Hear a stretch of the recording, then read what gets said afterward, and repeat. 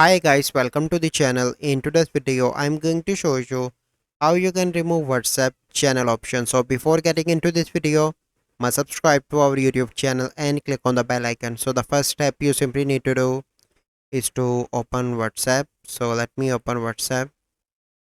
Then you simply need to click on profile picture on the top right. From here you need to click on chats. Scroll down and you first need to chat backup your conversation by clicking on backup.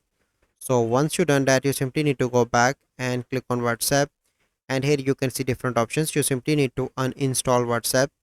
So once you complete that step, you simply need to do is to open any browser and search for WhatsApp old version. Open that, and you need to open any website. So I'm going to open this one, and you can see different WhatsApp version. So you need to scroll down and download any WhatsApp version that is 1 or 2 month old. So here you can see that August 2. You simply need to click on that, and you need to download, and you need to log in your account on WhatsApp on this app.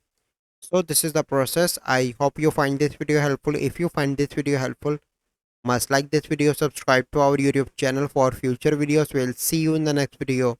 Thank you. Have a good day.